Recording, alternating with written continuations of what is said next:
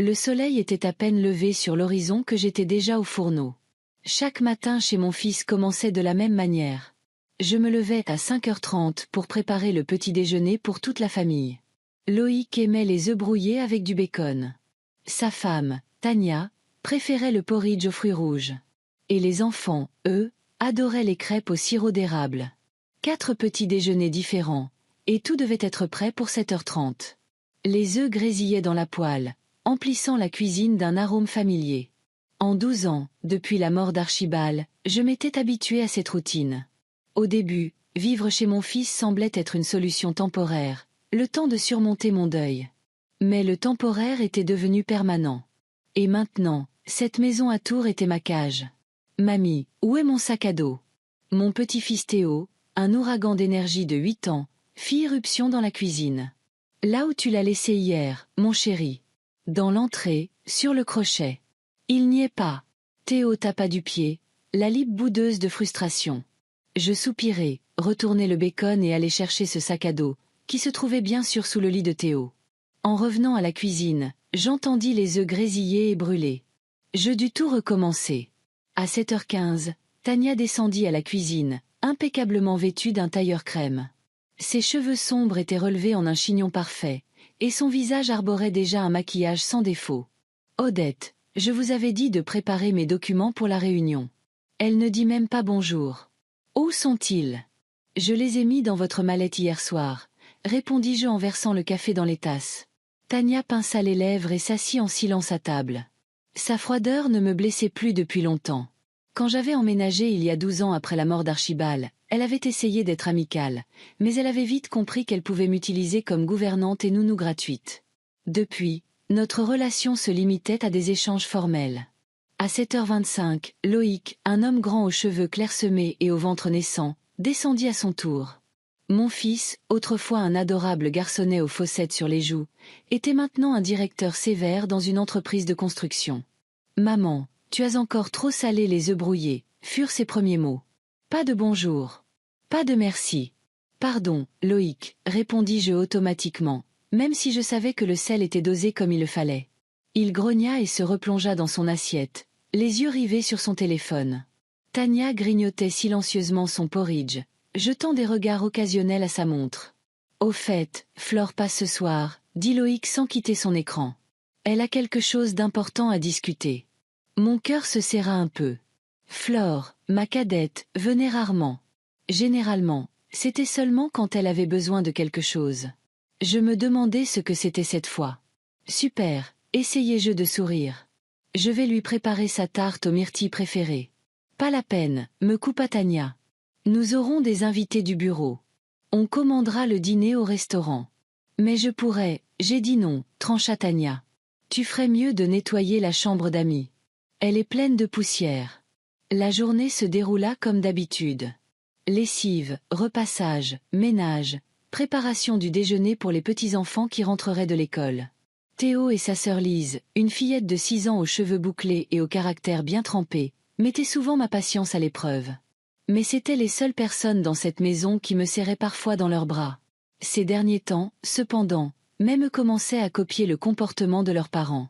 En fin d'après-midi, je me sentais pressée comme un citron. Mon dos me faisait mal et mes genoux arthritiques protestaient à chaque mouvement. Mais je continuais à me préparer pour les invités. Je dépoussiérais tous les recoins du salon, disposais les bougies que Tania avait rapportées de son dernier voyage d'affaires et rangeais la chambre d'amis. À 18h30, la sonnette retentit. Flore n'avait pas pris la peine d'appeler pour prévenir de son arrivée. Je me hâtai d'ouvrir, essayant d'ignorer la douleur dans mes genoux. Sur le seuil se tenait ma fille, une femme élancée à la coupe courte et aux traits qui rappelaient Archibald. Elle portait une robe coûteuse et tenait un petit sac à main d'un créateur célèbre. « Maman », me lança-t-elle un baiser sur la joue, laissant une trace de rouge à lèvres. « Tu as encore maigri ? Tu n'as pas bonne mine. » C'était sa façon de dire bonjour. J'avais l'habitude. « Entre, ma chérie. Loïc et Tania ne vont pas tarder. » Flore entra dans le salon et s'assit sur le canapé en croisant les jambes.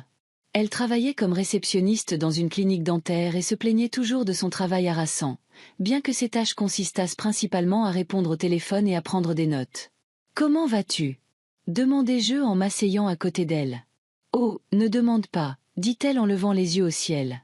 Le travail, c'est la folie. Didier est encore en retard pour la pension alimentaire, et Jade a des problèmes à l'école. Jade était sa fille de 13 ans de son premier mariage. Après avoir divorcé de Didier, Flore avait épousé Arnaud, un comptable avec qui elle avait vécu 5 ans avant de divorcer également. Qu'est-ce qui est arrivé à Jade? Demandai-je, inquiète. Rien de grave, elle répond au professeur, tout comme toi. Têtue comme une mule. Je ne me souvenais pas avoir jamais répondu à des professeurs, mais je décidai de ne rien dire. Inutile de discuter avec Flore. La porte d'entrée claqua et Loïc et Tania entrèrent, suivis de 2 hommes et une femme en costume d'affaires, des collègues du bureau. Flore. Loïc passa son bras autour de sa sœur. Ça fait longtemps. Trop longtemps, sourit-elle. Salut, Tania. Elles échangèrent de froids baisers dans le vide. Flore et Tania ne s'étaient jamais entendues. Maman, sers-nous à boire, ordonna Loïc, et prépare quelques amuse-gueules. Je me précipitai dans la cuisine, heureuse d'avoir préparé les canapés au fromage et au raisin à l'avance. Pendant que je les disposais sur un plat, Flore entra dans la cuisine. Il faut que je te parle, dit-elle en fermant la porte derrière elle. Bien sûr, ma chérie. Quelque chose ne va pas? Flore jeta un regard nerveux vers la porte et baissa la voix. Maman, j'ai des problèmes d'argent.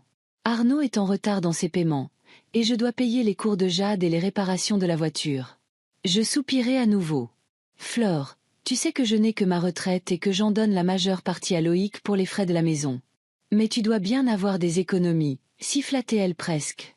Papa a dû laisser quelque chose, non? Ton père a laissé une assurance vie que j'ai partagée entre vous deux il y a 10 ans, lui rappelai-je. Et mes économies, il n'en reste presque plus rien. Mon Dieu, maman! Flore agita les mains. Tu dis toujours ça. Tu ne peux pas aider ta propre fille pour une fois? À sa voix forte, Loïc entra dans la cuisine. Que se passe-t-il ici? Flore se tourna vers lui. Tu te rends compte? Maman refuse encore de m'aider financièrement.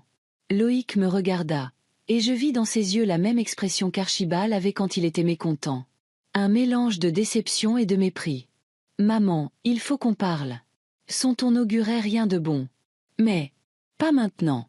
Nous avons des invités. Il prit le plateau de canapé et sortit. Flore me lança un autre regard mécontent et le suivit. Toute la soirée, je sentis la tension monter. Je servis les boissons, changeai les assiettes, souris aux invités, mais à l'intérieur, une inquiétude grandissait. Quelque chose se préparait, et ce quelque chose me concernait. Quand les invités furent partis, Loïc, Tania et Flore s'assirent dans le salon. Loïc me désigna le fauteuil en face de moi. « Assieds-toi, maman. Il faut qu'on parle. » Je me laissai lentement tomber dans le fauteuil, sentant mon cœur battre la chamade. « Qu'y a-t-il? » Maman, Flore et moi avons discuté de ta situation, commença Loïc en entrelaçant ses doigts. Tu as 65 ans maintenant. Tu vis chez moi depuis 12 ans. Je sentis un frisson me parcourir l'échine. Et tu ne fais rien pour ta famille, intervint Flore. Ni financièrement, ni moralement. Quoi? Je n'en croyais pas mes oreilles. Je cuisine, je nettoie, je garde les enfants, je fais la lessive. C'est le minimum que tu puisses faire pour être logé et nourri gratuitement, me coupa Tania. Mais tu refuses d'aider Flore quand elle a besoin d'argent. Tu refuses de prendre plus de responsabilités dans la maison. Quelle responsabilité? Je sentis une boule se former dans ma gorge. Je fais de mon mieux. J'ai de l'arthrite, mon dos. Exactement, interrompit Loïc. Tu deviens un fardeau. Nous pensions que tu pourrais aider avec les enfants, avec la maison, mais tu te plains de plus en plus de ta santé. Je ne pouvais croire ce que j'entendais. Toutes ces années, j'avais été la première levée et la dernière couchée. J'avais cuisiné, nettoyé, élevé leurs enfants pendant qu'ils construisaient leur carrière. Et maintenant, ils me traitaient de fardeau. Je vous ai tout donné, ma voix tremblait. Toute ma vie. J'ai travaillé comme cantinière pour que vous puissiez faire des études. J'ai tout abandonné pour vous.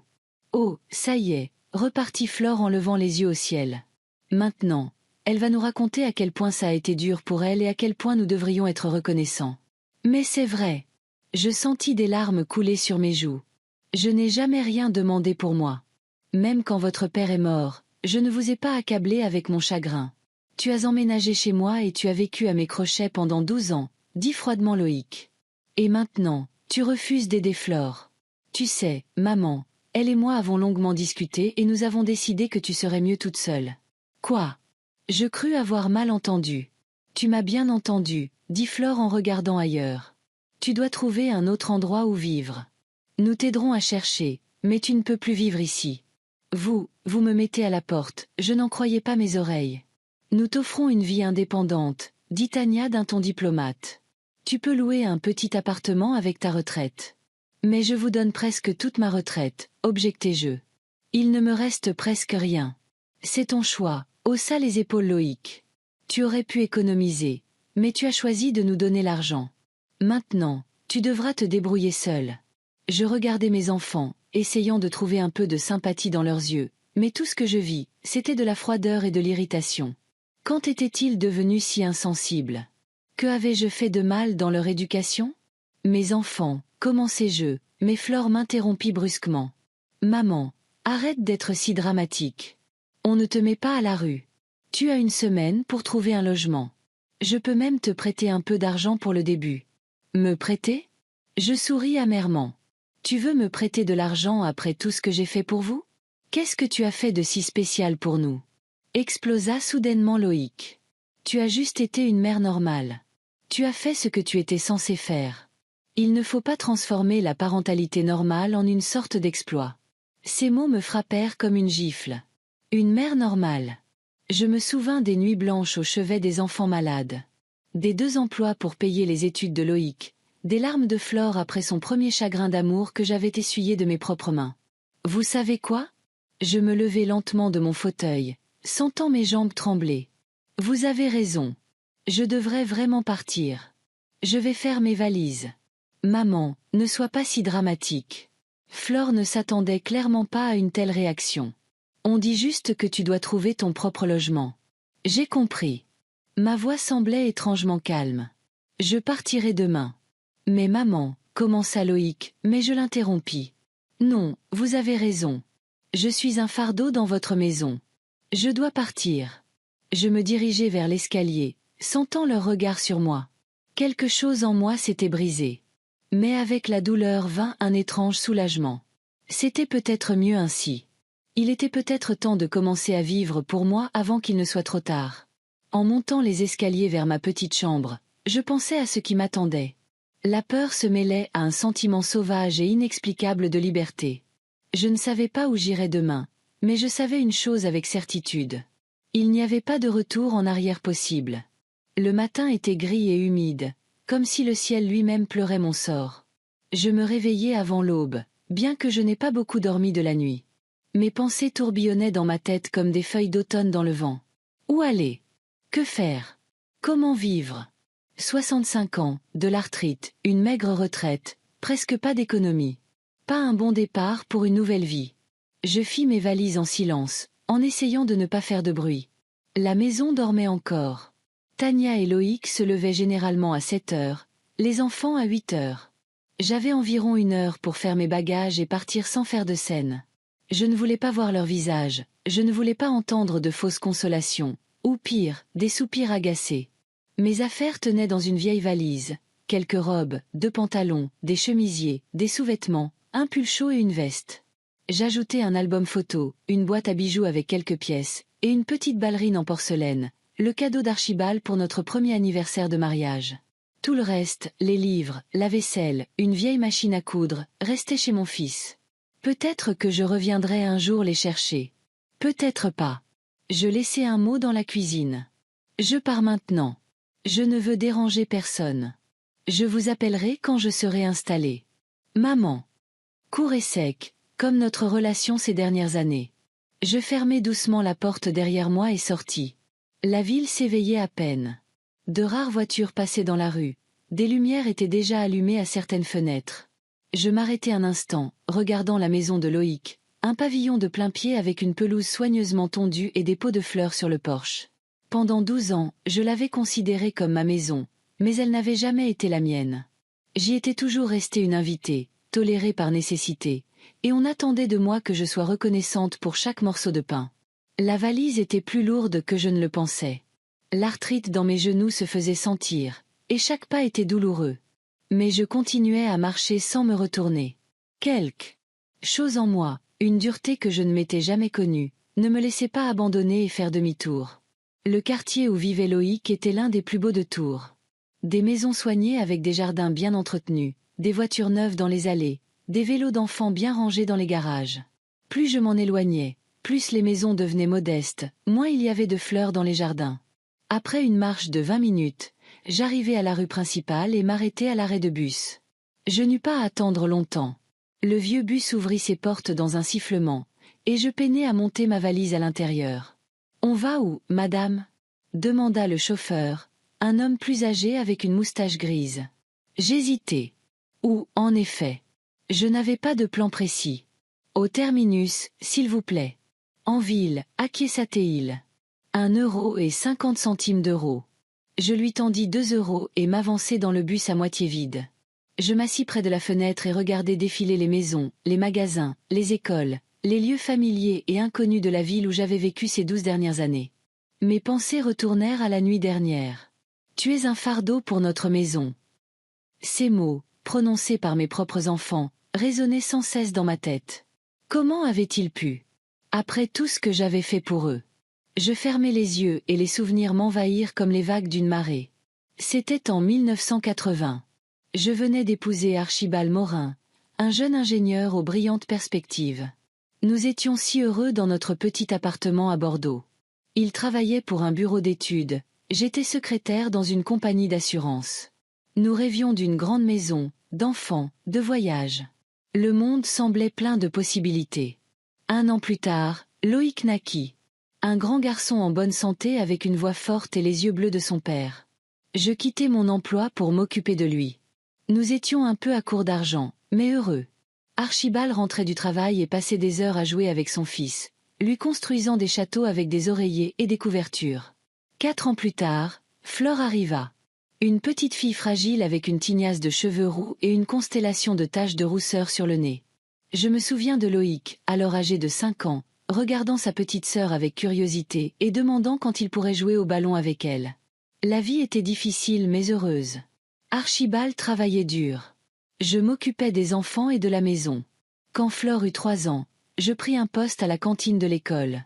Nous avions besoin de l'argent supplémentaire, et ce travail me permettait d'être près des enfants et de rentrer à la maison avec eux. Loïc grandit pour devenir un garçon intelligent et curieux. Il étudiait bien et rêvait de devenir architecte ou ingénieur comme son père. Flore était d'une nature plus créative, elle peignait, chantait dans la chorale de l'école, participait à des productions théâtrales. Quand Loïc eut 18 ans, il entra à l'université. Les frais de scolarité étaient élevés, et Archibald et moi décidâmes de prendre des emplois à temps partiel supplémentaires.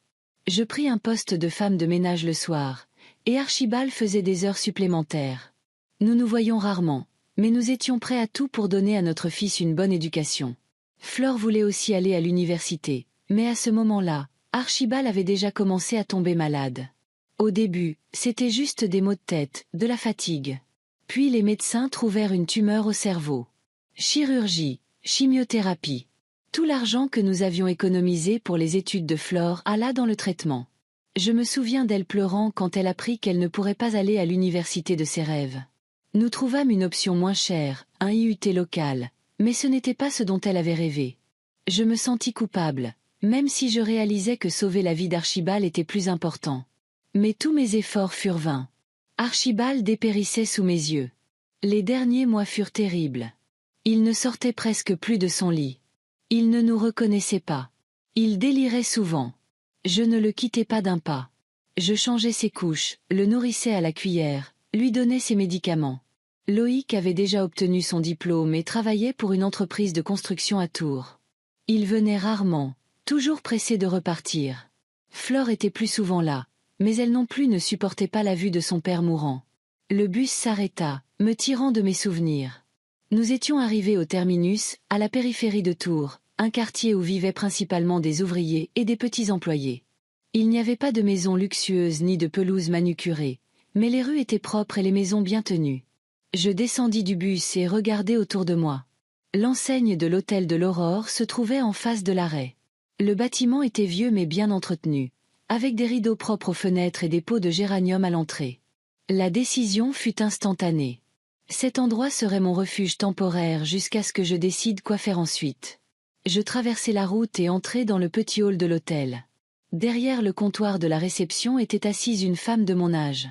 Elle était corpulente, avec des cheveux gris courts et des lunettes à monture épaisse. Quand j'entrai, elle leva les yeux de son livre et sourit. « Bonjour. Je peux vous aider ? J'ai besoin d'une chambre, dis-je en posant ma valise sur le sol. Juste pour quelques jours, jusqu'à ce que je trouve un appartement. » La femme me regarda attentivement. J'imaginais à quoi je ressemblais. Une vieille femme avec une seule valise, sans voiture, clairement désorientée. Mais il n'y avait ni pitié ni suspicion dans ses yeux, seulement une attention bienveillante. « Bien sûr, nous avons des chambres de disponibles. Vous voulez une vue sur la rue ou sur la cour ? La cour est plus calme. La cour, s'il vous plaît. Excellent choix. Combien de temps comptez-vous rester ?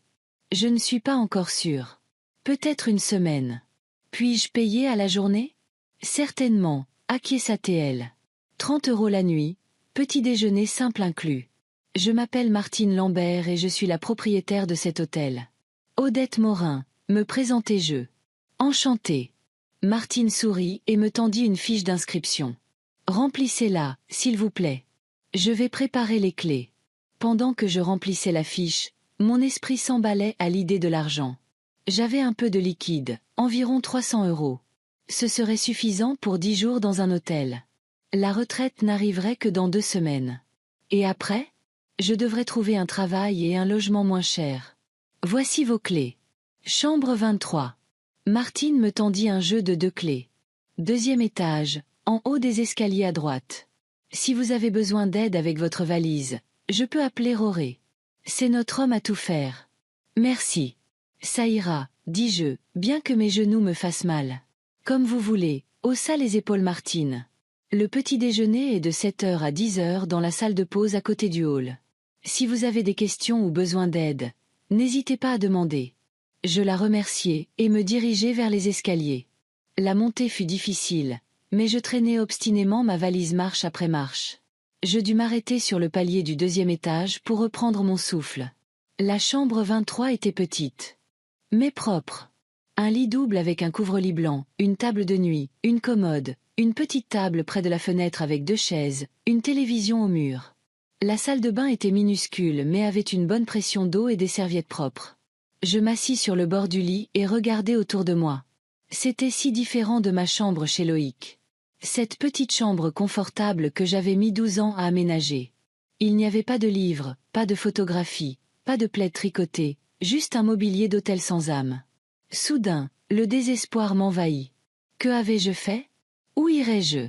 Comment vais-je vivre ma vie ? Aurais-je dû ravaler ma fierté et rester chez Loïc ? Endurer la négligence et l'ingratitude pour un toit au-dessus de ma tête ? Non. La décision était prise et il n'y avait pas de retour en arrière. Je ne retournerai pas dans un endroit où l'on me considère comme un fardeau. Je préférerais vivre dans un hôtel bon marché ou même dans la rue plutôt que de voir le mépris dans les yeux de mes propres enfants. Je déballai ma valise, suspendis soigneusement mes vêtements dans le placard, posai la photo d'Archibald sur la table de nuit.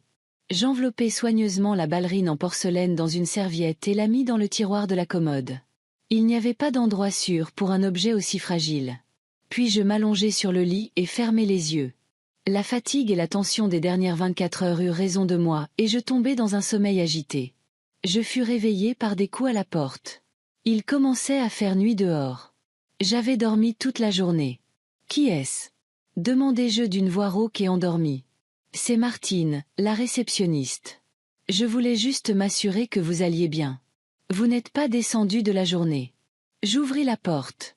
Martine se tenait là, un plateau à la main. « J'ai pensé que vous n'auriez peut-être pas envie de sortir pour dîner, alors je vous ai apporté un sandwich et du thé. Ce n'est rien d'extraordinaire, mais vous ne pourrez pas dormir le ventre vide. » Je fus touché par son attention. « Merci. C'est très gentil à vous. J'ai vraiment dormi toute la journée et je n'ai même pas pensé à la nourriture. »« Ce n'est rien, » sourit-elle. « Un déménagement, c'est toujours épuisant. Puis-je entrer ?» Je m'écartai pour la laisser entrer. Martine posa le plateau sur la table près de la fenêtre et s'assit sur l'une des chaises. « J'espère que ma compagnie ne vous dérange pas. Je ne veux pas m'imposer, Mais j'ai pensé que vous aimeriez peut-être parler. Je m'assis en face d'elle. Ça ne me dérange pas. Merci pour votre sollicitude. De rien, dit-elle en agitant la main. J'ai été dans une situation similaire, alors je sais ce que c'est. Vous aussi, vous avez recommencé votre vie à mon âge? Demandai-je prudemment. Pas exactement votre âge, mais presque. Martine hocha la tête. J'avais 57 ans quand j'ai divorcé de mon mari après 30 ans de mariage. Il m'avait quitté pour une jeune collègue, me laissant avec des dettes et une maison que la banque a rapidement saisie. J'étais bibliothécaire scolaire. Le salaire était modeste. J'ai dû repartir de zéro. Comment vous en êtes-vous sorti? C'était très dur au début. Elle but une gorgée de thé de sa tasse. J'ai vécu dans des hôtels bon marché et j'ai fait des petits boulots. Puis une ancienne collègue m'a dit que sa tante vendait cet hôtel. La vieille dame ne pouvait plus le gérer et ses enfants vivaient loin et ne voulaient pas reprendre l'affaire familiale.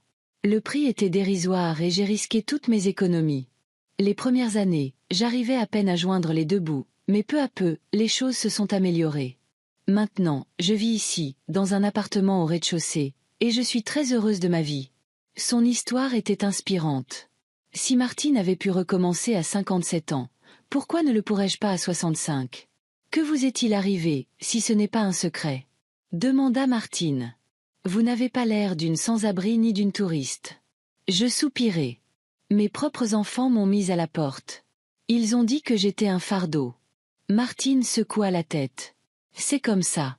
Les enfants peuvent être cruels, surtout quand ils pensent que leurs parents leur doivent quelque chose. Je leur ai donné toute ma vie. L'amertume me remonta à la gorge. J'ai travaillé à 2 emplois pour qu'ils puissent aller à l'université. J'ai passé les 12 dernières années à vivre avec mon fils et sa famille, à m'occuper de la maison, à garder mes petits-enfants, et voilà les remerciements que je reçois. Je comprends. Martine hocha la tête avec sympathie. Ma fille non plus n'apprécie pas beaucoup mes visites. Elle m'appelle à Noël et à la fête des mères, et c'est tout. Elle dit que je ne l'ai pas assez soutenue pendant son divorce. Que pouvais-je faire alors que j'arrivais à peine à joindre les deux bouts? Nous parlâmes tard dans la nuit. Martine me raconta sa vie, sa fille Lorraine qui vit en Californie et travaille comme designer, son ex-mari qui a récemment divorcé de sa jeune femme et vit maintenant seul, son hôtel et ses clients. Je lui parlais d'Archibald, de Loïc et Flore, des petits-enfants que je ne reverrai peut-être jamais. Ne dites pas de bêtises, dit sévèrement Martine. Bien sûr que vous verrez vos petits-enfants. Quand le premier choc sera passé, vos enfants réaliseront qu'ils ont mal agi et essaieront de réparer les choses. D'ici là, vous vous serez installé et vous les rencontrerez sur votre propre terrain, en position de force, pas en tant que demandeuse. Sa confiance me donna de la force.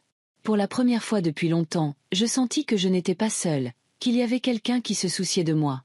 Merci, Martine, dis-je alors qu'elle partait. Vous m'avez beaucoup aidé aujourd'hui. De rien, sourit-elle. Venez me voir demain après le petit déjeuner. J'ai quelques idées pour un travail et un logement. On peut trouver une solution ensemble. Quand elle fut partie, je m'assis de nouveau sur le lit et regardai la photo d'Archibald. Eh bien, mon chéri, dis-je à voix haute, je suppose que la vie me réserve encore des surprises, mais je vais m'en sortir. J'ai une nouvelle amie, et c'est un bon début. Dehors, la ville nocturne grondait, et j'étais assise dans ma petite chambre d'hôtel bon marché, sentant quelque chose de nouveau s'agiter en moi. Pas le désespoir, pas la peur, mais un étrange sentiment d'espoir, presque oublié. Le matin du 3e jour à l'hôtel de l'Aurore commença avec le bruit de la pluie contre la fenêtre. Je restai au lit, écoutant les gouttes tambouriner sur le rebord, et réfléchis à ma situation.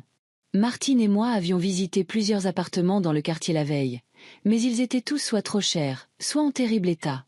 Ma retraite suffisait à peine pour les options les plus modestes, et celle-ci exigeait une caution que je n'avais pas. Mes pensées furent interrompues par des coups à la porte. « Odette, vous êtes réveillée ?» C'était la voix de Martine. Je pensais qu'on pourrait prendre le petit déjeuner ensemble et ensuite je vous montrerai d'autres endroits. J'ouvris la porte. Martine se tenait là avec 2 tasses de café et un sac en papier qui sentait les viennoiseries fraîches. « J'ai acheté les brioches chez Nguyen, dit-elle en entrant dans la chambre.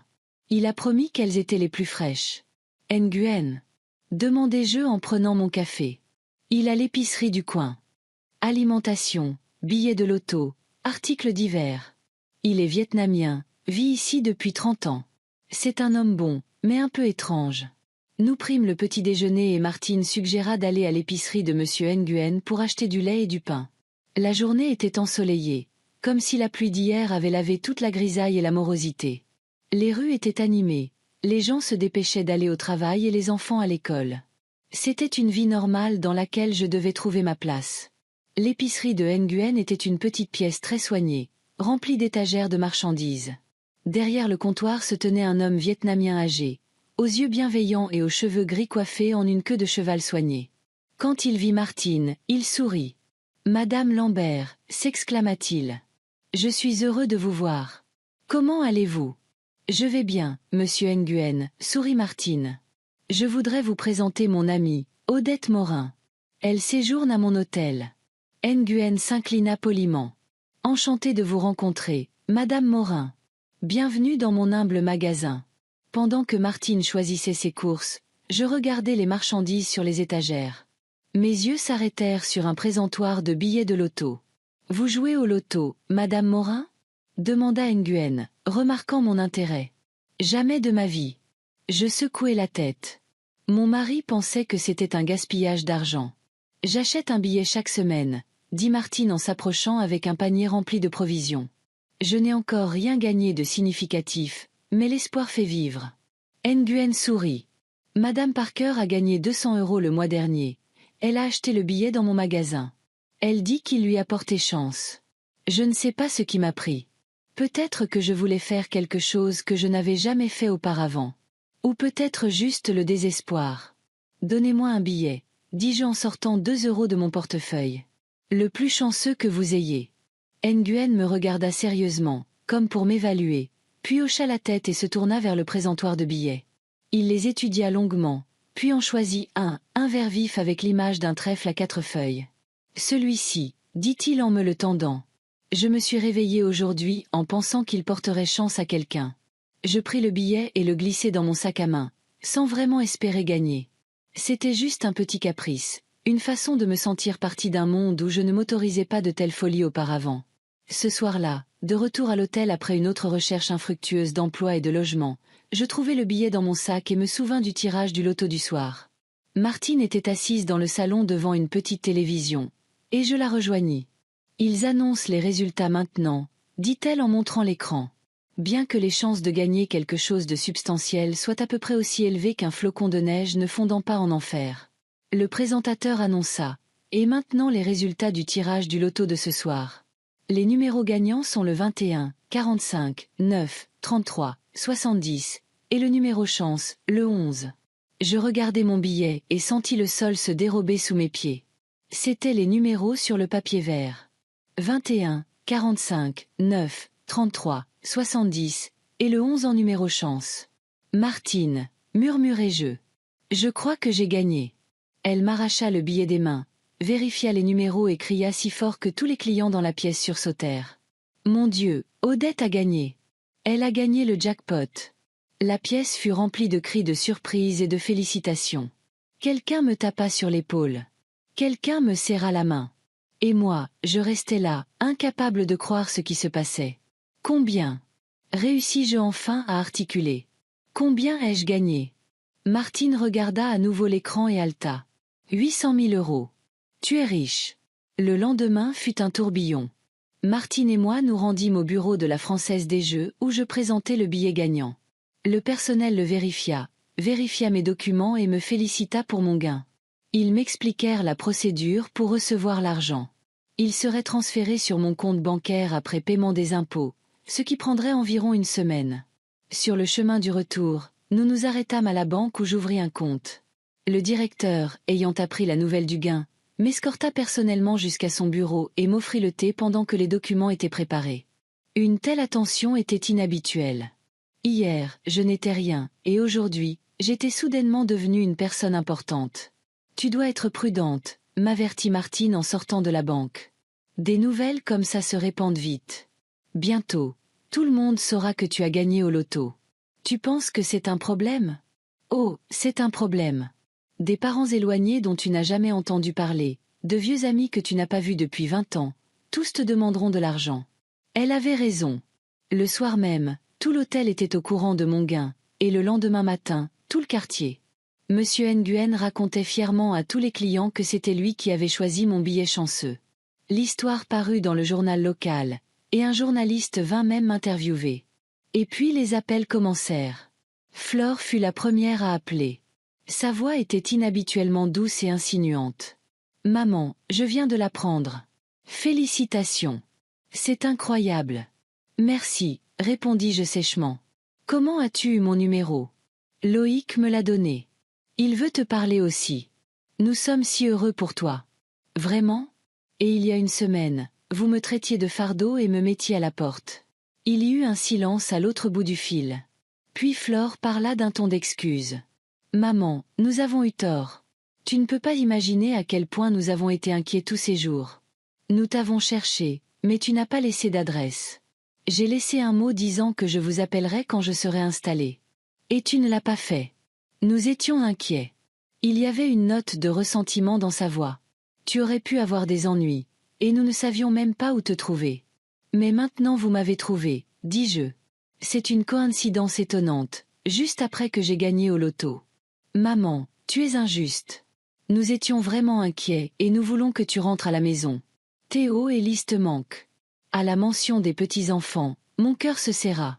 Ils me manquaient, en effet. Mais retourner dans une maison où l'on me considérait comme un fardeau. Non, plus jamais. Dis-leur que mamie leur manque aussi. Mais je ne reviendrai pas, Flore. J'ai une chance de vivre ma propre vie maintenant, et je vais la saisir.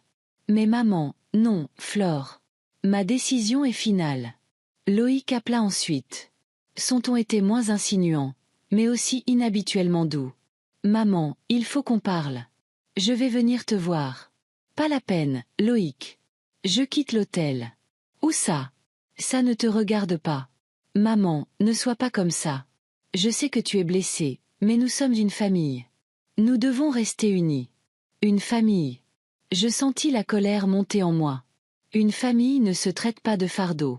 Une famille ne met pas une mère âgée à la rue. Nous avons eu tort. Il semblait agacé. Combien de fois faut-il en parler? Nous nous sommes excusés. Que veux-tu de plus? Je veux que tu me laisses tranquille, Loïc. Au moins pour l'instant.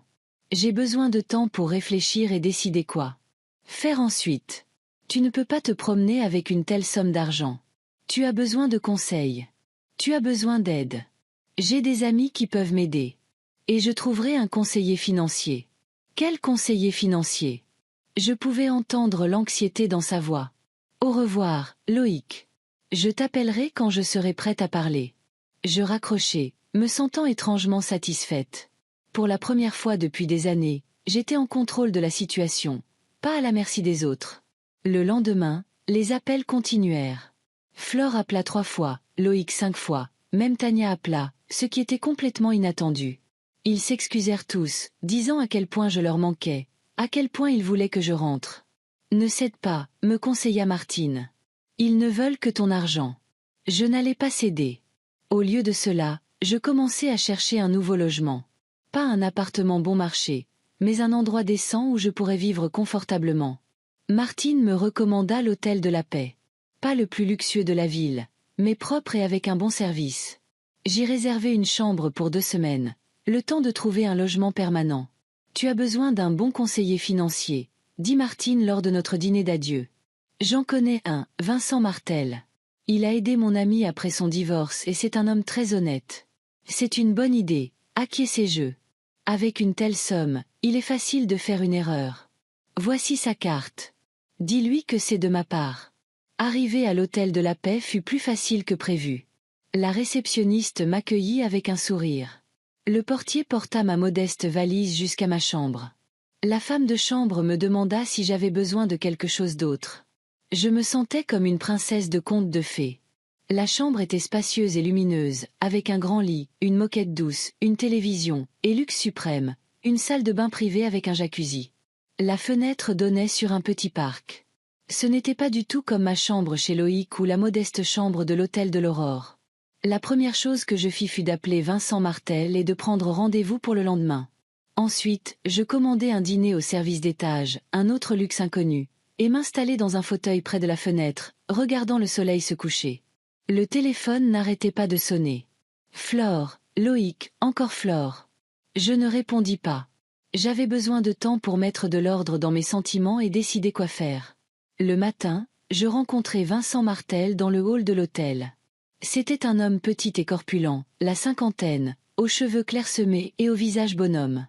Il arriva avec une mallette en cuir remplie de papiers et de prospectus. « Madame Morin, c'est un plaisir de vous rencontrer. » Il me serra fermement la main. « Martine m'a beaucoup parlé de vous. » Nous nous installâmes dans un coin confortable du hall où nous pouvions parler tranquillement. « Alors, commença-t-il en sortant un carnet.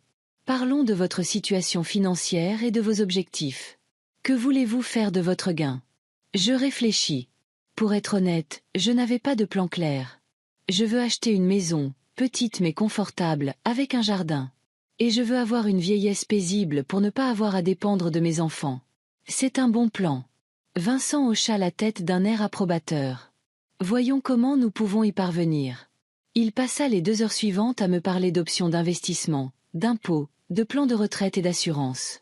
J'essayais d'absorber tous les détails, mais ma tête tournait avec de nouveaux termes et concepts. « Ne vous inquiétez pas », me rassura Vincent, remarquant ma confusion. « Nous ne prendrons aucune décision aujourd'hui.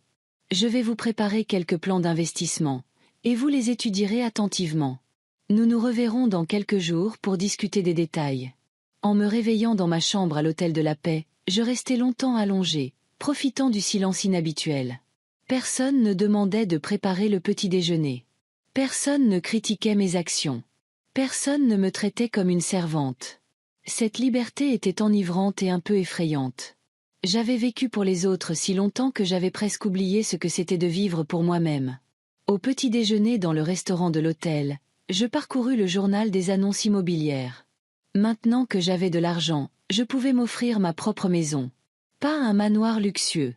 Non, juste un endroit confortable où je pourrais passer le reste de ma vie en paix et dans la dignité. Ma matinée paisible fut troublée par la sonnerie de mon téléphone portable, une acquisition récente sur laquelle Martine avait insisté pour ma sécurité. Le nom de Flore s'afficha à l'écran. « Bonjour, maman. » Sa voix semblait tendue. « Comment vas-tu? »« Bien, Flore. »« De quoi as-tu besoin? »« Besoin ?» essaya-t-elle de feindre l'offense. « Je ne peux pas simplement appeler pour savoir comment va ma mère? » Je soupirai. « Flore, tu m'as appelé 28 fois ces 2 derniers jours.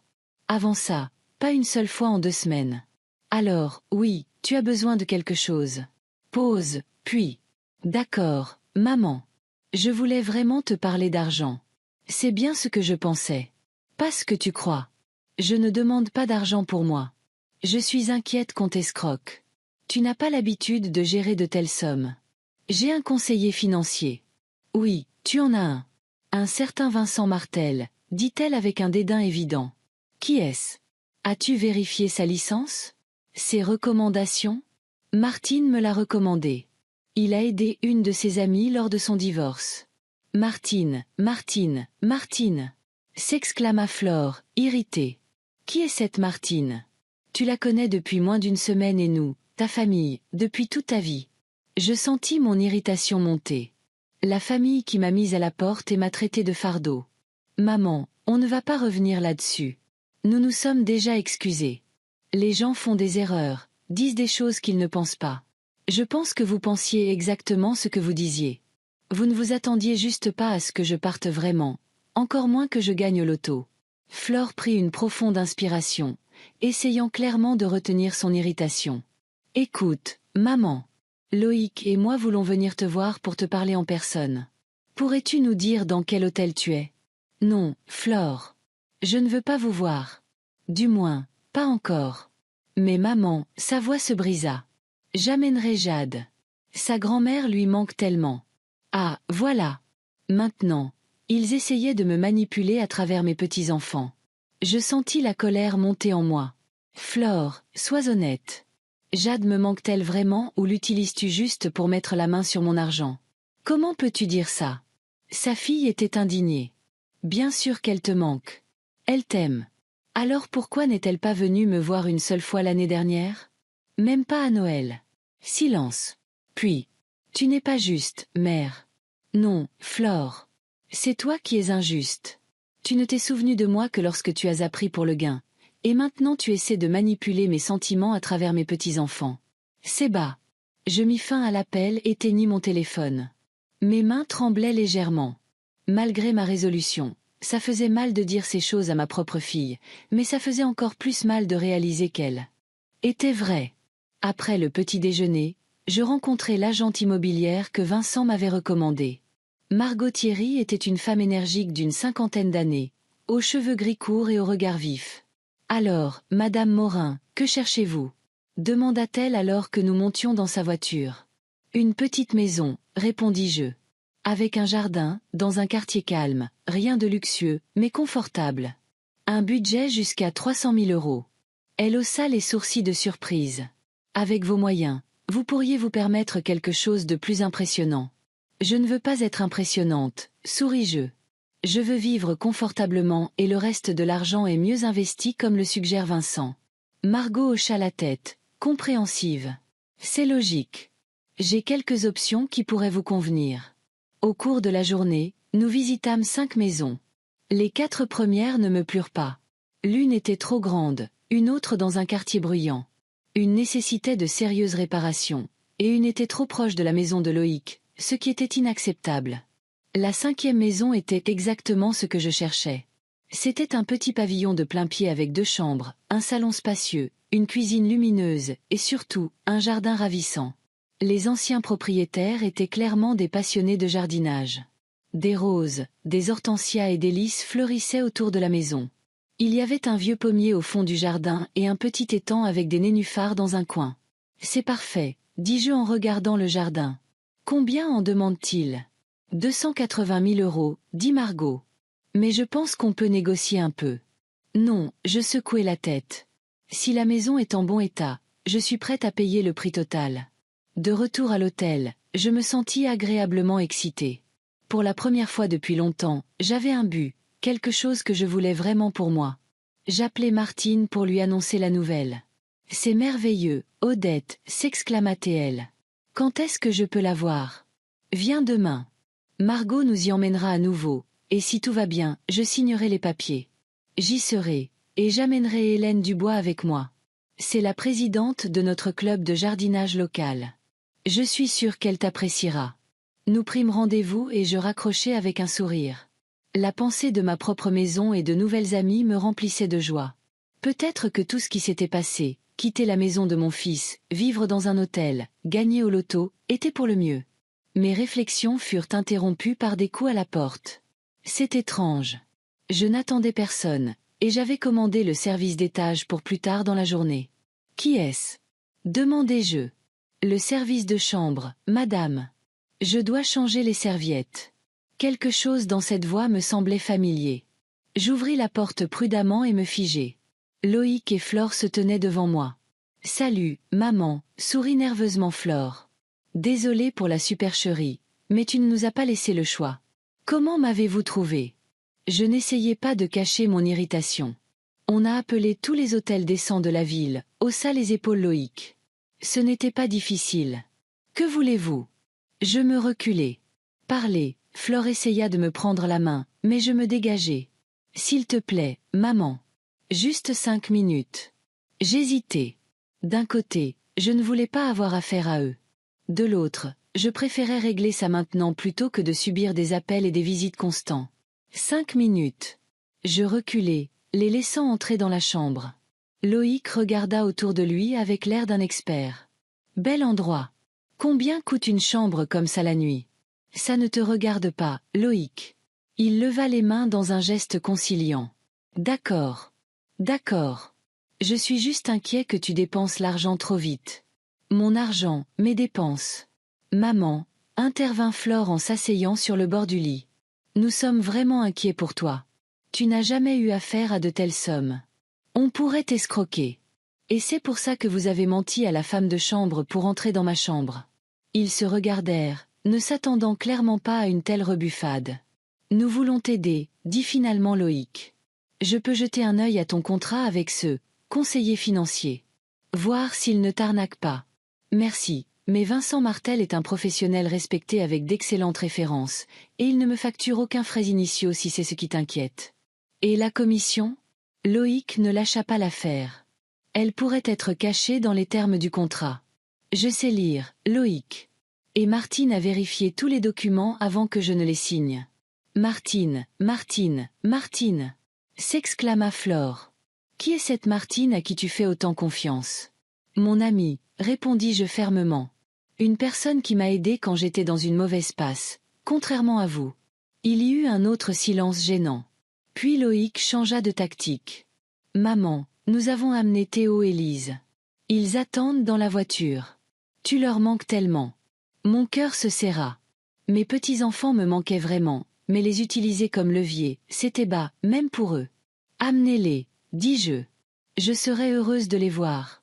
Flore sortit et revint une minute plus tard avec les enfants. Théo, 8 ans, aux cheveux ondulés, et Lise, une fillette de 6 ans avec des couettes, se précipitèrent vers moi avec des cris de joie. « Mamie, tu nous as manqué. » Je les serrai dans mes bras, sentant les larmes me monter aux yeux. Combien j'aimais ces petits. Vous m'avez manqué aussi, mes chéris. Comment allez-vous? Quoi de neuf à l'école? Les enfants commencèrent à me raconter leurs succès et leurs aventures. Je les écoutais en souriant, mais du coin de l'œil, je remarquais Loïc et Flore échangeant des regards entendus. Ils comptaient visiblement sur la vue de leurs petits-enfants pour m'adoucir.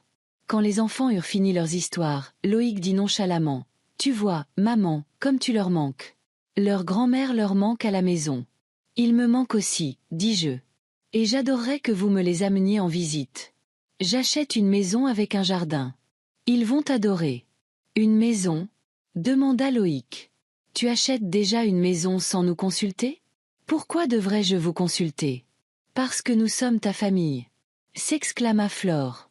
Parce que nous nous soucions de toi. Vous souciez? Je la regardai, incrédule. Quand vous êtes-vous soucié de moi pour la dernière fois, au lieu de ce que je pouvais faire pour vous? Ce n'est pas juste, maman. Loïc rougit de colère. Nous t'avons donné un toit quand ton père est mort. Tu as vécu avec nous pendant 12 ans. Oui, c'est vrai.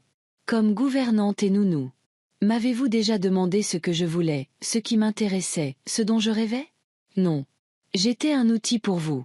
Rien de plus. Les enfants nous regardaient avec de grands yeux, ne comprenant pas pourquoi les adultes se disputaient. Loïc, Flore, vous feriez mieux de partir, dis-je doucement. Les enfants n'ont pas besoin d'entendre ça. Non, maman. Loïc croisa les bras sur sa poitrine avec détermination. Nous ne partirons pas tant que nous n'aurons pas réglé la question de ton argent. Il n'y a rien à régler. C'est mon argent et je le gérerai comme bon me semble. Tu as perdu la tête. Il se déchaîna soudainement. Tu es sous l'influence de criminels qui veulent. Ton argent. Loïc, lui cria Flore en montrant les enfants du menton. Non, que les enfants entendent. Il était furieux. Qu'ils sachent que leur grand-mère a perdu la tête et va dilapider tout l'argent au lieu d'aider la famille. Je sentis un calme glacial m'envahir. Perdu la tête? C'est une théorie intéressante. Et quand est-ce que c'est arrivé? Avant ou après que j'ai gagné au loto? Tu sais ce que je veux dire. Il haussa la voix. Tu as rencontré une certaine Martine dans un hôtel bon marché et soudain, c'est ta meilleure amie et conseillère. Elle te manipule de toute évidence. Martine m'a aidée quand je n'avais nulle part où aller. Elle m'a donné un toit et un soutien quand ma propre famille m'a mise à la porte. On ne t'a pas mise à la porte, objecta Flore. On t'a juste proposé de vivre séparément. Après m'avoir traité de fardeau, lui rappelai-je. Maintenant, s'il vous plaît, partez. Tous. Nous ne partons pas, dit obstinément Loïc. Pas avant que tu ne reviennes à la raison. Je me dirigeai vers le téléphone. Alors j'appelle la sécurité. Tu n'oserais pas. Il fit un pas vers moi, mais je composais déjà. Réception. Ici Odette Morin de la chambre 312. J'ai des invités non désirés qui refusent de partir. Pourriez-vous envoyer la sécurité, s'il vous plaît? Le visage de Loïc se tordit de colère. Tu vas le regretter, maman. Je vais te poursuivre en justice. Je prouverai que tu es folle et incapable de gérer ton propre argent. Essaie, dis-je calmement. N'importe quel psychiatre confirmera que je suis saine d'esprit. Votre obsession pour mon argent, en revanche, ne semble pas très normale. Viens, Loïc. Flore tira sur la manche de son frère. Les enfants sont bouleversés. En effet. Théo et Lise nous regardaient avec des yeux effrayés. J'eus honte qu'ils aient été témoins de cette scène affreuse. Je suis désolée, mes chéris. Je serrai mes petits-enfants dans mes bras. Mamie et vos parents se sont un peu disputés. Ça arrive aux adultes. Allez, les enfants, dit sèchement Loïc. On doit y aller. Ils partirent juste avant que l'agent de sécurité n'arrive. Je m'excusai de l'avoir dérangé et expliquai que le problème était déjà résolu. Resté seul, je sentis mes forces m'abandonner. Cette confrontation avait épuisé mon âme. Malgré toute leur ingratitude, c'étaient mes enfants. Je les aimais et cela me peinait de voir ce qu'ils étaient devenus. Le soir, Flore appela. Sa voix semblait déprimée. « Maman, je suis désolée pour ce soir. » Loïc a surréagi. Oui, c'est vrai, acquiesçai-je. Menacé de poursuivre sa propre mère en justice, c'est trop. Il est juste inquiet. Nous sommes tous les deux inquiets. Et nous sommes blessés que tu fasses plus confiance à des étrangers qu'à nous. Flore, ces étrangers m'ont traité avec plus de respect et de soin que vous ne l'avez fait depuis des années. Ils ne me considèrent pas comme un fardeau. Ils ne me demandent rien en retour. Pas encore, dit-elle, le ton sarcastique habituel dans sa voix. On verra ce qui se passera quand ils réaliseront qu'ils n'obtiendront rien de plus de toi. Tu sais ce qui est le plus triste, Flore ? Que tu mesures chaque relation à l'aune du profit. Tu ne comprends pas que quelqu'un puisse être juste un ami, juste une aide, sans rien attendre en retour. C'est naïf, mère. Non, Flore. C'est humain. Et je suis désolée que tu ne comprennes pas ça. Je mis fin à la conversation, ressentant un mélange de tristesse et de détermination. Je ne céderai pas. Je ne retournerai pas à mon ancienne vie. Je ne les laisserai pas me manipuler et me priver de ma chance au bonheur. Le lendemain fut consacré à l'achat de la maison. Margot prépara tous les papiers, et Martine, moi, et son amie Hélène Dubois, une dame agréable aux cheveux gris coiffés en un chignon soigné, allâmes revoir la maison. Excellent choix, Odette, dit Hélène en regardant les rosiers. Les anciens propriétaires étaient de toute évidence des experts. Ces variétés de roses ne sont pas faciles à cultiver dans notre climat. Je ne connais pas grand-chose au jardinage, admis-je. Mais j'ai toujours voulu apprendre. Je t'apprendrai, sourit-elle. Et tu devrais rejoindre notre club de jardinage. On se réunit une fois par semaine, on échange nos expériences, et parfois on organise des excursions dans des jardins botaniques. Tu adorerais ça. La pensée d'avoir un nouveau passe-temps et de nouvelles amies me remplissait de joie. Après avoir signé les papiers, Margot me tendit les clés. Félicitations, Madame Morin. La maison est officiellement à vous. Je serrai le métal froid dans ma paume, les larmes me montant aux yeux. Ma maison. Pour la première fois de ma vie, j'avais une maison qui n'appartenait qu'à moi. Ça se fête, s'exclama Martine. Je propose que nous déjeunions à l'Olivier Vert, le meilleur restaurant de la ville. Pendant le déjeuner, nous discutâmes des plans pour la maison. Hélène donna des conseils sur le jardinage, Martine suggéra des meubles et des décorations, et je les écoutai, ressentant une excitation croissante. Pour la première fois depuis longtemps, je me sentais vraiment vivante. Le lendemain, j'emménageai dans ma nouvelle maison. Elle était vide. Les anciens propriétaires avaient emporté tous les meubles, ne laissant que les rideaux et les lustres. Mais même ainsi, la maison me semblait magnifique. Les pièces lumineuses, les grandes fenêtres donnant sur le jardin, la vieille cheminée dans le salon. Tout était à moi, seulement à moi. Martine m'aida à faire une liste des meubles et des accessoires dont j'avais besoin. Ne te précipite pas pour acheter, me conseilla-t-elle. Vis ici un moment. Imprègne-toi de l'espace. Tu verras exactement ce dont tu as besoin. Hélène m'apporta quelques plantes en pot pour rendre la maison plus chaleureuse. Et ce week-end, viens à la réunion de notre club. Tu feras connaissance avec tout le monde. Le soir, après le départ de Martine et Hélène, je m'assis sur la terrasse de ma nouvelle maison, regardant le soleil se coucher. Le jardin était baigné d'une lumière dorée. Les roses embaumaient, et quelque part au loin, des oiseaux chantaient. Je me sentais merveilleusement calme et en paix. Mon téléphone sonna. Je jetai un coup d'œil à l'écran. Loïc. Je décidai de ne pas répondre. Que le monde entier attende. Ce moment était le mien, et seulement le mien. Un mois s'était écoulé depuis mon emménagement dans ma nouvelle maison. Beaucoup de choses avaient changé pendant ce temps.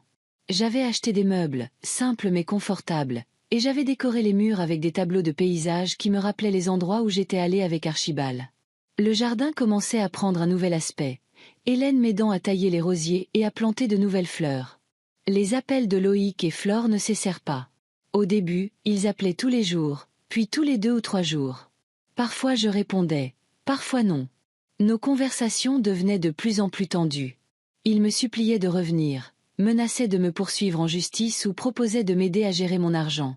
Je restais inflexible. Finalement, après un autre appel désagréable, je décidai qu'il était temps de mettre un terme à cette relation. Je les invitai à une réunion dans un lieu neutre, le restaurant L'Olivier Vert, où Martine, Hélène et moi avions célébré l'achat de la maison. Le jour convenu, j'arrivai en avance et choisis une table dans un coin de la salle d'où j'avais une vue dégagée sur tout le restaurant. J'étais vêtue d'un nouveau tailleur ivoire que j'avais acheté spécialement pour l'occasion. Mes cheveux étaient coiffés et j'avais mis un rouge à lèvres léger. Je voulais paraître confiante et digne. Flore arriva la première. Elle avait l'air nerveuse, tripotant la lanière de son sac à main et arrangeant ses cheveux. « Maman !» Elle m'embrassa maladroitement sur la joue. « Tu es magnifique. »« Merci, Flore. Toi aussi, tu es bien. » Nous nous assîmes à table et un silence gênant s'installa. Finalement, elle demanda « Comment tu te plais dans ta nouvelle maison ?»« C'est bien. »« Oui, c'est super. Je suis très contente de mon choix. »« C'est bien. » Elle se mit à nouveau à tripoter la lanière de son sac. « Maman, je... » Elle fut interrompue par Loïc. Il entra dans le restaurant le visage tendu, regarda autour de lui et, nous remarquant, se dirigea vers notre table. « Maman, Flore, » hocha-t-il sèchement la tête en s'asseyant à côté de sa sœur. « Je suis en retard ?»« Non, nous venons de commencer, » répondis-je. « Commandons d'abord et ensuite nous parlerons. » Nous commandâmes le déjeuner. Je choisis du saumon avec des légumes, Flore une salade, et Loïc un steak. Pendant que nous attendions notre commande, la conversation tourna autour du temps, de connaissances communes, des nouvelles de la ville. Pas un mot sur l'argent, sur mon déménagement, sur notre conflit. Il semblait que nous 3 avions décidé de reporter la conversation désagréable jusqu'au dernier moment. Quand la nourriture arriva, Loïc n'y tint plus. « Maman, allons droit au but. Tu ne nous as pas invités pour parler de la pluie et du beau temps. » Je posai ma fourchette et tamponnai mes lèvres avec ma serviette. « Tu as raison, Loïc.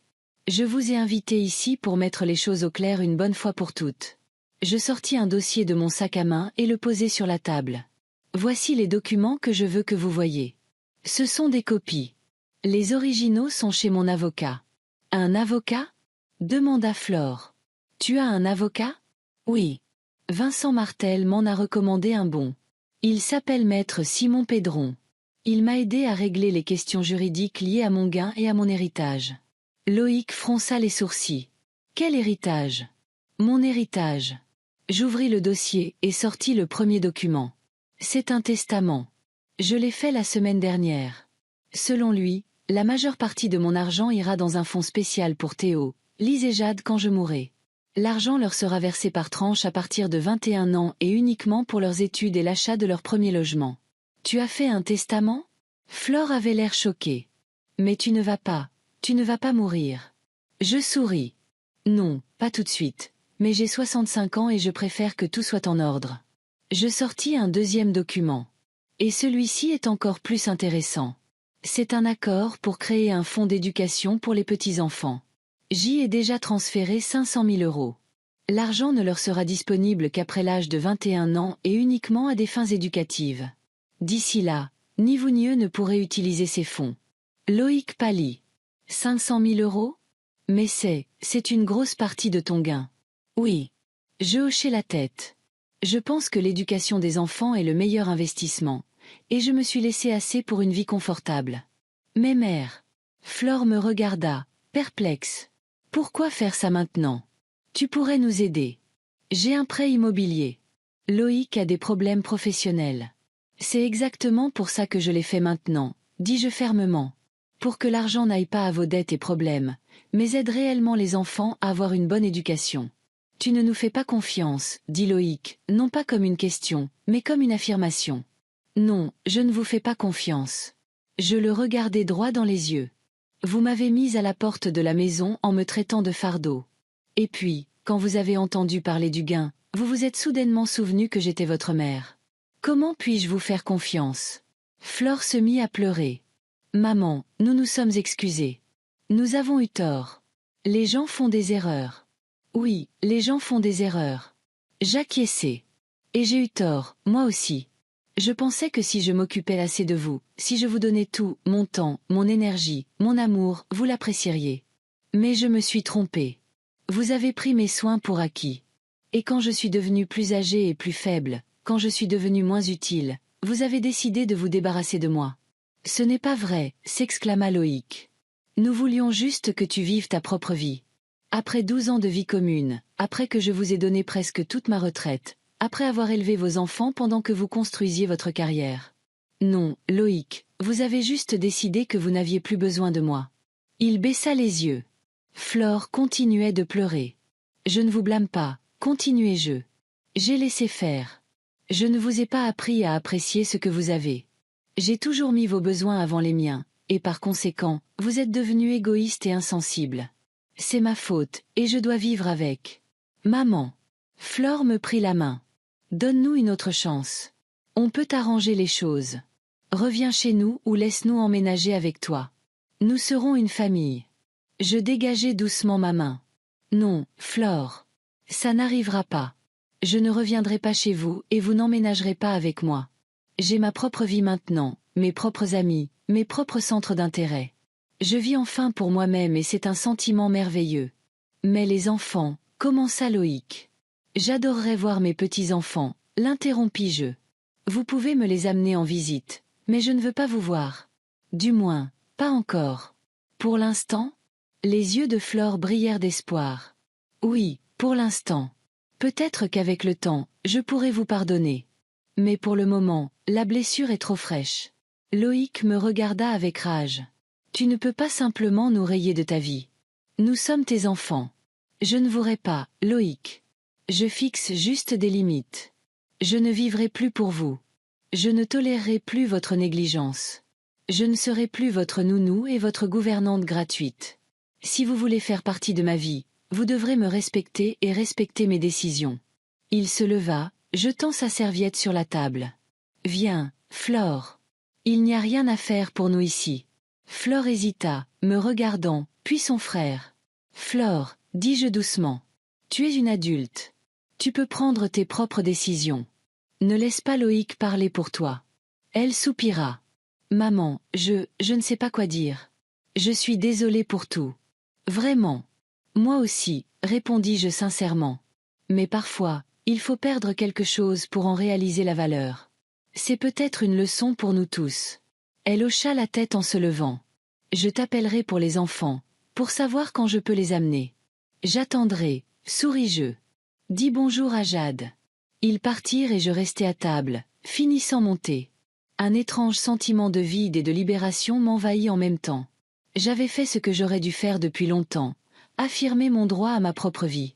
Les mois suivants passèrent rapidement. Je me plongeai entièrement dans l'aménagement de la maison et du jardin. Hélène devint mon mentor en jardinage. Chaque matin, je me levais au lever du soleil et allais au jardin. Taillant les roses, désherbant les parterres, arrosant les jeunes plants. C'était un travail méditatif, apaisant, qui m'apportait un grand plaisir. Je participais régulièrement aux réunions du club de jardinage où je rencontrais de nombreuses personnes intéressantes. Parmi elles, Léo Pivert, un veuf de 73 ans, ancien professeur de biologie et jardinier passionné. Il vivait à 2 rues de chez moi et proposa de m'emmener aux réunions du club. Léo était tout le contraire d'Archibald. Calme, raisonnable, avec un sens de l'humour subtil. Il n'essayait pas de m'impressionner, ne cherchait pas à paraître plus jeune ou plus riche qu'il ne l'était. C'était facile et confortable d'être avec lui. Un jour, après une réunion du club, il m'invita à prendre une tasse de thé dans son jardin. Il avait un magnifique jardin japonais avec un étang, un pont et un kiosque en bambou. C'est magnifique, dis-je en regardant les buissons soigneusement taillés et les pierres disposées dans un ordre particulier. Combien de temps vous a-t-il fallu pour créer un tel jardin? 20 ans, sourit-il. J'ai commencé après la mort de ma femme. C'était une sorte de thérapie. Je suis désolée, je lui touchai la main. Ça a dû être difficile. Oui. Il hocha la tête. Élisabeth et moi avons vécu ensemble pendant 40 ans. Quand elle est morte, j'ai cru que je ne m'en remettrais jamais. Mais le temps guérit, vous savez, Et le jardin a aidé. Travailler avec les plantes enseigne la patience et l'acceptation. Il y a un temps pour tout, pour grandir, pour fleurir, pour se faner. Nous parlâmes tard dans la soirée. Léo me parla de sa vie, de son travail à l'école, des voyages qu'il avait faits avec sa femme avant sa maladie.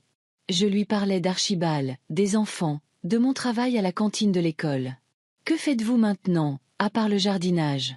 demanda-t-il. « Pas grand-chose pour l'instant, admis-je. J'organise la maison, j'apprends à vivre seul, mais je pense à voyager. Archibald et moi avons toujours voulu voir le monde, mais d'abord nous n'avions pas d'argent, puis pas le temps, puis il est tombé malade. Alors pourquoi ne pas réaliser ce rêve maintenant ?» suggéra Léo. « Vous êtes jeune. Vous êtes forte. Vous en avez les moyens. Que attendez-vous » Ces mots me firent réfléchir. Qu'est-ce que j'attendais? Toute ma vie, j'avais mis mes rêves en attente, donnant la priorité aux besoins des autres. Mais maintenant, j'étais libre. Aucune obligation. Pas besoin de me sacrifier pour qui que ce soit. Le lendemain, je me rendis dans une agence de voyage et achetai un billet pour une croisière en Méditerranée. Un voyage de 2 semaines en Italie, en Grèce, en Espagne, tous les endroits dont Archibald et moi avions autrefois rêvé. Quand je parlais de mes projets à Martine et Hélène, elles furent ravies. « C'est une idée merveilleuse » s'exclama Martine. « Tu dois voir le monde, avoir de nouvelles expériences. Je m'occuperai de ton jardin pendant ton absence, promit Hélène. Tu n'as pas à t'inquiéter. » Léo aussi approuva ma décision. Ce sera un voyage inoubliable. J'ai été en Grèce dans les années 90. C'est un pays incroyable. Ramène-moi de l'huile d'olive de Crète si tu y vas. Avant de partir, je reçus un appel inattendu de Flore. « Maman, j'ai entendu dire que tu partais en croisière. »« Oui, répondis-je, surprise qu'elle soit au courant de mes projets. »« Dans 3 jours. »« C'est super. Je suis contente pour toi. Écoute, je me demandais, peut-être que Jade pourrait venir te voir avant que tu ne partes. Tu lui manques. » J'hésitais. D'un côté, ma petite fille me manquait vraiment. De l'autre, je ne voulais pas que Flore utilise l'enfant pour la manipuler. « D'accord, » dis-je finalement. « Amène-la demain après-midi. »« Mais seulement elle, Flore. Je ne suis pas prête à te voir. »« Je comprends. » Sa voix semblait humble. « Je l'amènerai et je viendrai la chercher ce soir. »« Merci, mère. » Le lendemain, Jade arriva en taxi. Flore respecta ma demande et ne se montra pas. Ma petite fille de 13 ans ressemblait presque à une jeune femme, grande, avec de longs cheveux roux en queue de cheval et une constellation de taches de rousseur sur le nez. « Mamie !» Elle me serra dans ses bras avec une joie sincère. « Tu m'as tellement manqué. Toi aussi, ma chérie. » Je la serrai en retour. « Entre. J'ai fait tes muffins aux myrtilles préférées. » Nous passâmes un merveilleux après-midi ensemble. Je lui montrai la maison et le jardin et lui parlai de mes projets de voyage.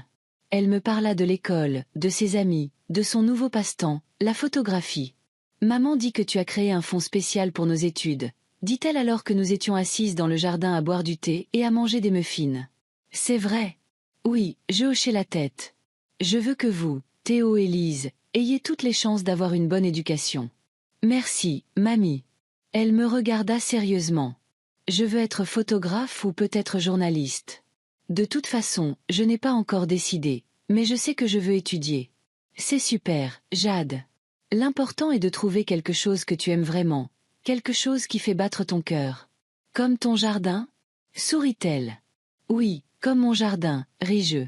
Et comme ta photo. » Quand il fut temps de se dire au revoir, elle me serra fort dans ses bras. « Tu vas me manquer, mamie. Promets de me ramener quelque chose de ton voyage. »« Promis. » Je l'embrassai sur le front. « Et je te promets qu'à mon retour, nous nous verrons plus souvent. » Mon voyage s'avéra encore meilleur que ce que j'aurais pu rêver. Chaque jour était rempli de nouvelles impressions. Les ruines antiques d'Athènes, les eaux azures de Santorin, les rues étroites de Barcelone, le majestueux Colisée de Rome. Je photographiais tout ce que je voyais pour le montrer à mes petits-enfants et à mes amis. Sur le bateau, je rencontrai plusieurs personnes intéressantes. Un couple de retraités du Canada, une veuve d'Australie, une enseignante d'Angleterre. Nous dînions ensemble, faisions des excursions, partagions les histoires de nos vies. Aucun d'entre eux ne me connaissait avant, n'avait d'idées préconçues. Pour eux, j'étais juste Odette, une femme intéressante avec un sens de l'humour et un amour du jardinage. Quand je rentrai à la maison, je me sentis revigorée, pleine d'énergie et de projets. Je m'inscrivis à un cours d'art, un autre passe-temps de longue date que j'avais abandonné après mon mariage. Il s'avéra que j'étais plutôt douée pour l'aquarelle, en particulier les fleurs et les paysages marins. Léo devint un visiteur fréquent chez moi. Nous travaillions ensemble dans le jardin, allions à des concerts dans le parc local, où nous asseyions simplement sur la véranda et parlions de tout et de rien. Il n'y avait pas de relation amoureuse entre nous, juste une amitié chaleureuse entre deux personnes seules qui avaient trouvé l'une en l'autre une âme sœur. Flore amenait périodiquement les enfants, Jade et parfois Théo et Lise, que Loïc laissait venir. Elle était toujours polie mais gardait ses distances, respectant mon désir de ne pas rétablir des relations étroites. Loïc n'appelait ni n'écrivait. Apparemment, sa fierté était trop blessée. Une année passa. Je fis 2 autres voyages, au Japon au printemps pour voir les cerisiers en fleurs, et en Angleterre en été pour visiter les célèbres jardins dont j'avais tant lu. Mon propre jardin s'épanouit et devint une source de fierté. Les membres du club de jardinage y organisèrent même une réunion et un thé. Je commençai un blog sur le jardinage et les voyages. Rien de sérieux, juste des notes sur ce que je voyais et apprenais. Des photos de fleurs et de lieux intéressants. À ma grande surprise, le blog attira des lecteurs, principalement des gens de mon âge qui, comme moi, avaient décidé de commencer une nouvelle vie à un âge avancé. Un après-midi d'automne chaud, j'étais assise dans mon jardin, peignant à l'aquarelle une rose fraîchement éclose. Léo devait venir plus tard. Nous avions prévu de dîner ensemble et de regarder un vieux film que nous aimions tous les deux. Mon téléphone bipa, annonçant un nouveau message. Je jetai un coup d'œil à l'écran. Loïc. Maman, il faut qu'on parle. C'est important. S'il te plaît, rappelle-moi. Je regardai le message, puis la rose que je dessinais, les feuilles dorées qui tourbillonnaient dans l'air, le ciel bleu clair au-dessus. La vie était belle dans sa simplicité et sa complexité. J'avais enfin ma propre vie, le genre de vie dont j'avais toujours rêvé. Je supprimai le message sans le lire et retournai à mon aquarelle.